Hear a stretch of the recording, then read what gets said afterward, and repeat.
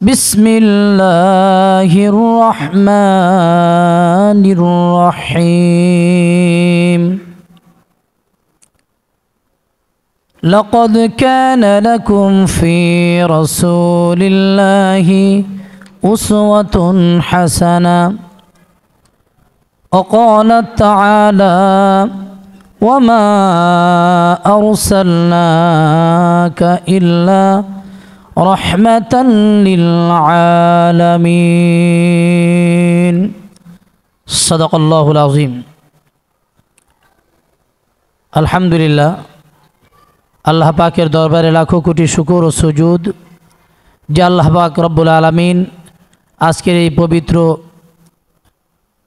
মাহফিলে আমাদেরকে আসবার বসবার তৌফিক দান করেছেন। হৃদয়ের গহীন থেকে নত শিরে কালিমত শুকর আদায় করছি আলহামদুলিল্লাহ। সম্মানিত উপস্থিতি, দরুদ ও সালাম পেশ করছি বিশ্ব মানবতার মুক্তির দিশারি সর্বকালের সর্বযুগের সর্বশ্রেষ্ঠ মহামানব সাইয়্যিদুল মুরসালিন রাহমাতুল লিল আলামিনের প্রতি। সকলে একবার দরুদ পড়ি সাল্লাল্লাহু আলাইহি ওয়াসাল্লাম। সম্মানিত উপস্থিতি, আজকের এই আয়োজনে প্রধান অতিথি হিসেবে উপস্থিত আছেন মানিকগঞ্জের মাটি ও মানুষের কাছে অত্যন্ত পরিচিত মুখ, যিনি ইতিমধ্যে মানিকগঞ্জের মানুষের হৃদয়ে জায়গা করে নিয়েছেন, আমাদের শ্রদ্ধেয় জেলা প্রশাসক মহোদয় জনাব ডক্টর মানোয়ার হোসেন মোল্লা স্যার।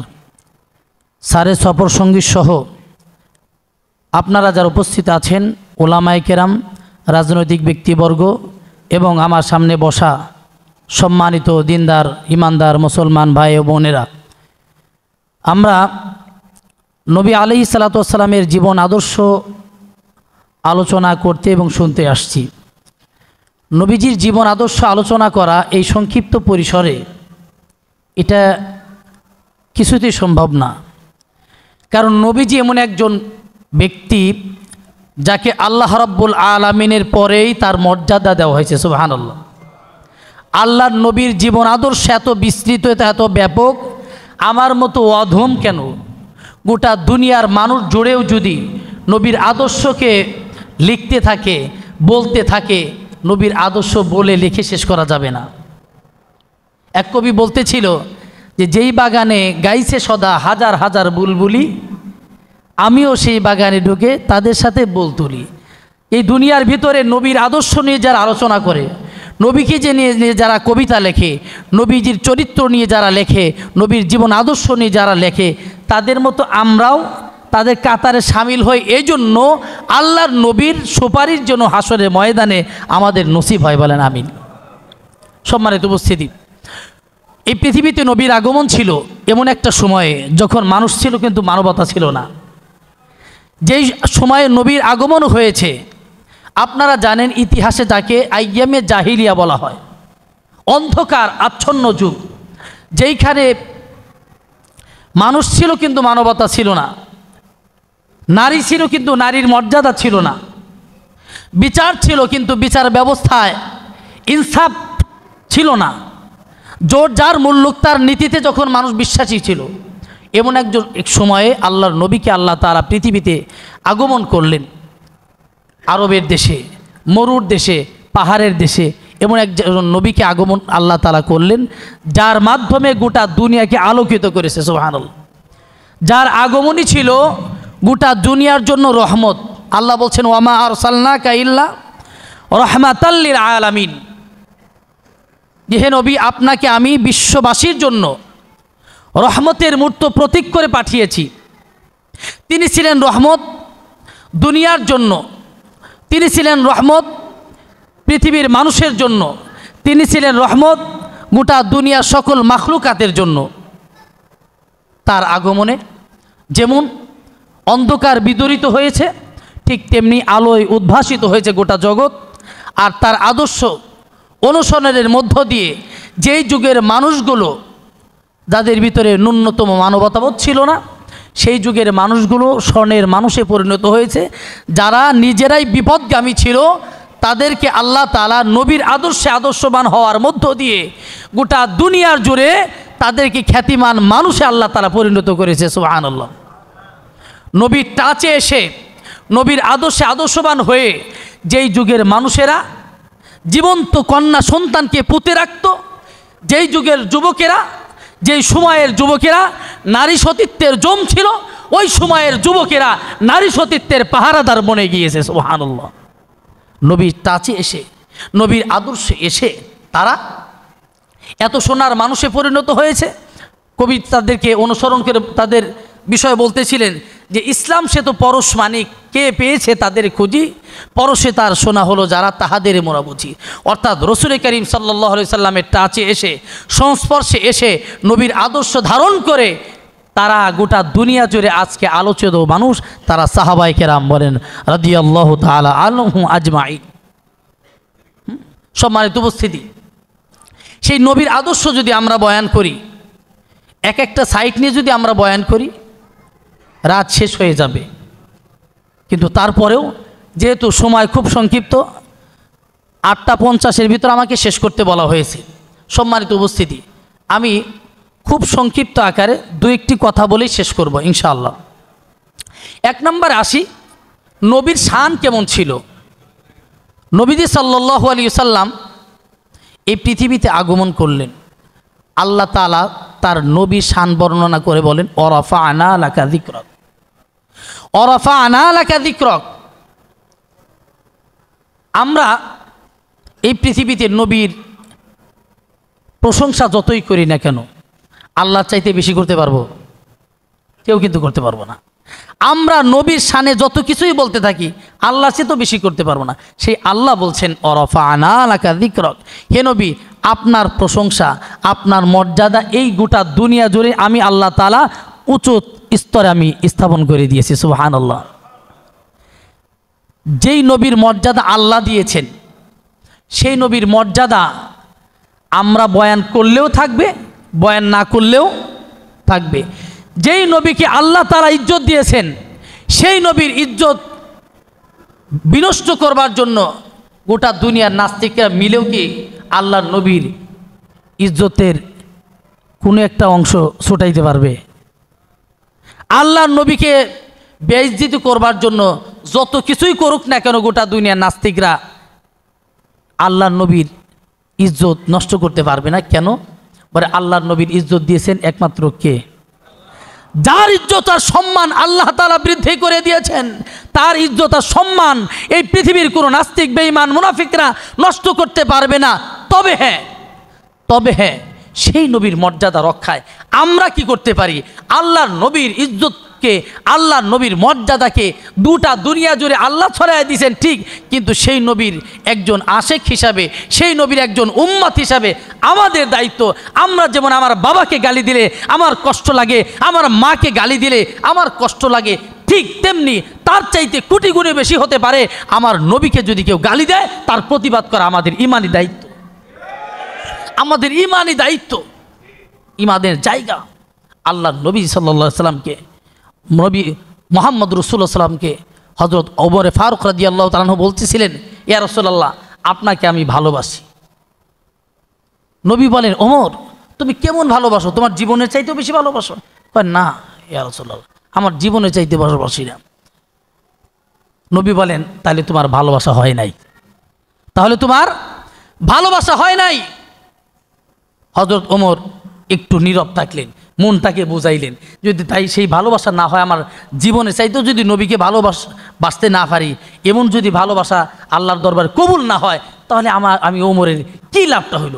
নিজের মনকে বুঝালেন, বোঝার পরে বলে, ইয়া রাসূলুল্লাহ এখন আমি আপনাকে আমার জীবনে চাইতেও বেশি ভালোবাসি। সুবহানাল্লাহ। আল্লাহর নবী বলে, আল আন, হ্যাঁ ওমর এখন হয়েছে, এখন হয়েছে। অর্থাৎ নবীজিকে ভালোবাসতে হবে আমাদের নিজের জীবনের চাইতেও অনেক বেশি। এই জন্য সাহাবায়ে কেরাম নবীর ইজ্জতের জন্য, নবীজিকে সেভ করবার জন্য তারা যুদ্ধের ময়দানে নবীর সামনে ডাল হয়ে দাঁড়াইছে। সুবহানাল্লাহ। নবীর সামনে ডাল হয়ে দাঁড়িয়েছিল। সম্মানিত ভাইরা, সেই নবীর জন্য আমাদের কি করা দরকার? এক নাম্বার হলো নবীর প্রতি বেশি পরিমাণে কি করা দরকার? দরুদ পড়া দরকার। আল্লাহ নবী বলছেন, মান সাল্লা আলাইয়া ওয়াহিদান সাল্লাল্লাহু আলাইহি আশারা, যে ব্যক্তি আমি নবীর প্রতি একবার দরুদ পড়ে আরশে আজিম থেকে আল্লাহ তাআলা তার উপর কয়টা রহমত নাজিল করেন? 10টি রহমত নাজিল করেন। সেই নবীর দরুদ যারা বেশি পরিমাণে পড়বে, হাসরের ময়দানে আল্লাহর নবী তাদেরকে সুপারিশ করবে। সুবহানাল্লাহ। এই জন্য সম্মানিত ভাইয়েরা, আমরা প্রত্যেকেই আল্লাহর নবীর শানে বেশি পরিমাণে দরুদ পড়ব, পারবো না ইনশাআল্লাহ? 2 নাম্বার কাজ হলো, আল্লাহর নবীকে হযরত সাওবান রাদিয়াল্লাহু তাআলা প্রশ্ন করলেন, ইয়া রাসূলুল্লাহ, ইয়া হাবিবাল্লাহ, আপনাকে আমরা ভালোবাসি, আপনার বিয়োগে আমরা কিভাবে থাকব? আপনার বিরহে আমাদের কষ্ট হবে, ইয়া রাসূলুল্লাহ, আমরা কিভাবে আপনার বিরহে আমরা থাকব? নবীজি বলেন, মান আহাব্বা সুন্নতি ফাকাদ আহাব্বানি ওয়া মান আহাব্বানি কানা মাই ফিল জান্নাহ। মান আহাব্বা সুন্নতি, হে সাওবান তুমি শুনে রাখো, মান আহাব্বা সুন্নতি, যে ব্যক্তি আমার সুন্নতকে মহব্বত করলো, ফাকাদ আহাব্বানি, সে যেন আমাকে মহব্বত করলো। সুবহানাল্লাহ। যে আমি নবীর সুন্নতকে ভালোবাসলো, আমি নবীর আদর্শকে ভালোবাসলো, সে আমি নবীকে ভালোবাসলো। ওয়ামান আহাব্বানি কানা মাই ফিল জান্নাহ, আর আমি নবীর আদর্শকে যারা ভালোবাসলো, হাসরের ময়দানে তারা আমার সাথে জান্নাতে থাকবে। সুবহানাল্লাহ। তাহলে সেই নবীর আদর্শ দরুদ পড়ার সাথে সাথে কি করতে হবে? ওই নবীর আদর্শ মানতে হবে। ওই নবীর আদর্শ মানতে হবে। ওই নবীর আদর্শ শুধু নামাজে না, শুধু রোজায় না, শুধু হজ্জে না, শুধু জাকাতে না, আল্লাহর নবীর আদর্শ মানব জীবনের সর্বস্তরেই আছে। সুবহানাল্লাহ বলেন। একেবারে রান্নাঘর থেকে শুরু করে বঙ্গভবন পর্যন্ত একটা মানুষের ব্যক্তি জীবন, পারিবারিক জীবন, সামাজিক জীবন, রাষ্ট্রীয় জীবন পর্যন্ত সর্বস্তরে আল্লাহর নবীর আদর্শ আছে না নাই? আছে। সব জায়গাতেই মানতে হবে। শুধু নামাজে মানলাম, নামাজের বাইরে মানলাম না, হবে না। আল্লাহর নবীর আদর্শকে যারা মানবে, আল্লাহ তাআলা বলছেন, লাকাদ কানা লাকুম ফি রাসূলিল্লাহি উসওয়াতুন হাসানা। লাকাদ কানা লাকুম ফি রাসূলিল্লাহ, অবশ্যই আমি আমার রসুলের মধ্যে রাখছি উসওয়াতুন হাসানা, সর্বোত্তম আদর্শ। সুবহানাল্লাহ। সর্বোত্তম আদর্শ। একটা মানুষের জীবনে যত রকমের ভালো গুণ, যত রকমের ভালো আদর্শ হতে পারে, সব কিছুর সমাবেশ আল্লাহর নবীর ভিতরে আল্লাহ তাআলা ঘটাই দিয়েছে। সুবহানাল্লাহ। যার চরিত্রকে আমার আল্লাহ শিক্ষা দিয়েছেন, যার শিক্ষক আমার আল্লাহ রাব্বুল আলামিন, যাকে আল্লাহ তাআলা উত্তম আদব শিক্ষা দিয়েছেন, তার আদর্শের উপরে, তার আদবের উপরে আর কারো আদর্শ হইতে পারে না। এই জন্য ভাইয়েরা আমার, আল্লাহর নবী পৃথিবীর মানুষের জন্য, আজকে আমরা গোটা দুনিয়া যেভাবে দেখি, অশান্ত এই দুনিয়ায় নিরাপত্তাহীনতা আছে না নাই? শান্তির জন্য মানুষ হাহাকার করছে, যুদ্ধ বন্ধ করবার জন্য বিভিন্ন জায়গা থেকে চাপ প্রয়োগ করেও যুদ্ধ বন্ধ করতে পারে না। বিভিন্ন জায়গায় যুদ্ধের ভয়ে আশঙ্কায় আছে। বন্দীদেরকে আটকিয়ে তাদেরকে সীমাহীন নির্যাতন করা হচ্ছে। মুসলমান বলে তাদেরকে নির্যাতন করে দুনিয়া থেকে বিদায় করে দেওয়া হইতেছে। অথচ আল্লাহর নবীর আদর্শ যদি এই অশান্ত দুনিয়ায়, চাই সে মুসলমান হোক, চাই সে অমুসলিম হোক, প্রত্যেকেই যদি আল্লাহর নবীর আদর্শকে মানত, তাহলে এই অশান্ত দুনিয়া শান্ত হয়ে যেত। সুবহানাল্লাহ। এই অশান্ত দুনিয়া শান্ত হয়ে যেত। নবীর ছিল যুদ্ধনীতি, নবীর ছিল বন্দী নীতি, নবী ছিলেন জাস্টিস। আমার পূর্বে আমার শ্রদ্ধেয় বড় ভাই তিনি আলোচনা করতেছিলেন, সাইফুল ইসলাম ফিরোজি সাহেব, সিরাজি সাহেব, যে সুন্দর আলোচনা তিনি করতেছিলেন, যে ন্যায় বিচারের একটা উদাহরণ তিনি টানছেন। ন্যায় বিচারের সাথে সাথে যুদ্ধবন্দীদের সাথে কি ব্যবহার করতে হয়। আজকে আমরা যারা আদর্শের কথা বলে, পশ্চিমা সংস্কৃতি, পশ্চিমা দেশগুলো আমাদেরকে মানবতা শেখাতে আসে, মানবাধিকার লঙ্ঘন তাদের দেশে আমাদের চেয়ে বেশি হয় না? হয় না? আমাদের চেয়েও বেশি হয়। যারা মানবতা শিখানোর জন্য আমাদেরকে সবক দেয়। আল্লাহর নবী সাল্লাল্লাহু আলাইহি সাল্লামের বন্দী নীতি কী ছিল? সম্মানিত ভাইরা, নবী করিম সাল্লাল্লাহু আলাইহি সাল্লাম যখন বদরের যুদ্ধে যুদ্ধবন্দীদেরকে আনা হলো, যুদ্ধবন্দীদেরকে যেখানে রাখা হয়েছে, সেই যুদ্ধবন্দীদের ভিতরে একজন বন্দী ছিল মুহাম্মদ রাসূলুল্লাহ সাল্লাল্লাহু আলাইহি সাল্লামের আপন চাচা আব্দুল্লাহ ইবনে আব্বাস। কি নাম? আব্দুল্লাহ ইবনে আব্বাস। একটু মনোযোগ সহকারে শুনবেন।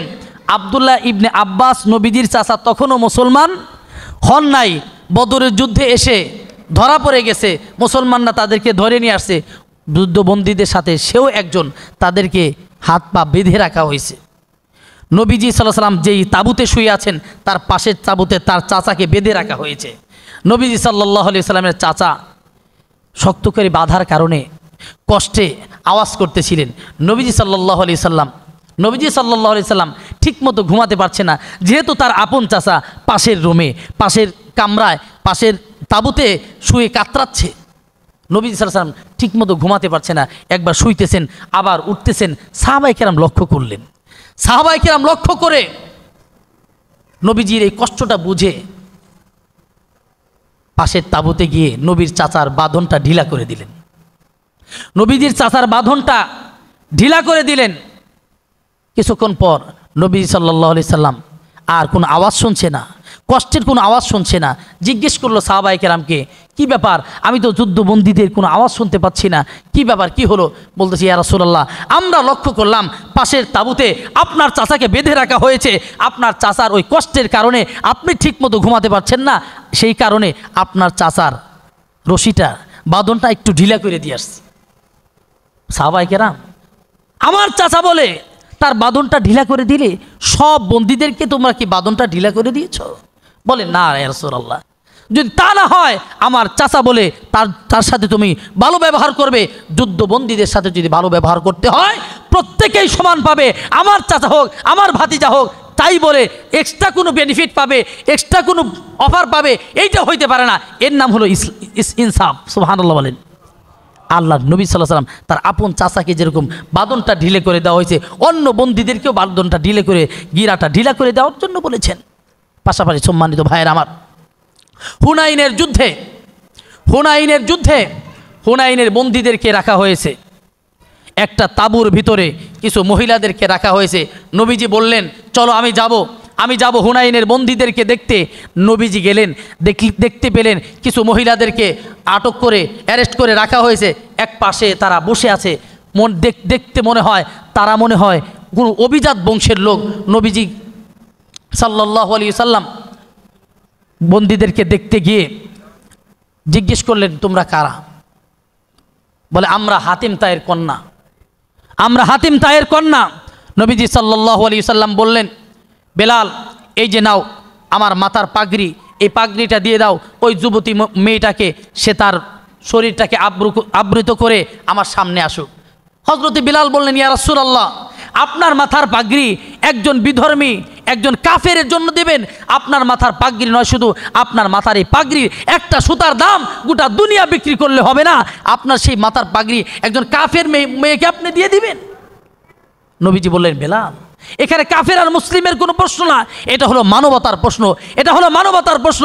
হে বেলাল, আজকে যদি এই যে কন্যাটি, যেই যুবতী মেয়েটাকে তোমরা ধরে নিয়ে আসতো, এই যুবতী কন্যাটা, এই যুবতী মহিলা যদি ওই মেয়েটা না হয় আমি মুহাম্মদ রাসূলুল্লাহ সাল্লাল্লাহু আলাইহি সাল্লামের মেয়ে হইতো, তার সাথে কি তোমরা এই আচরণ করতে পারতে? বলে, না ইয়া রাসূলুল্লাহ, তাহলে যদি তাই না হয় থাকে, এখানে কোনো বন্দি কাফের আর মুসলিমের কোনো প্রশ্ন নয়, এখানে হলো মানবতার প্রশ্ন। যাও আমার মাথার পাগড়িটা তাকে দিয়ে দাও। নবী সাল্লাল্লাহু আলাইহি সাল্লামের মাথার পাগড়ি ওই মেয়েটিকে দেওয়া হলো।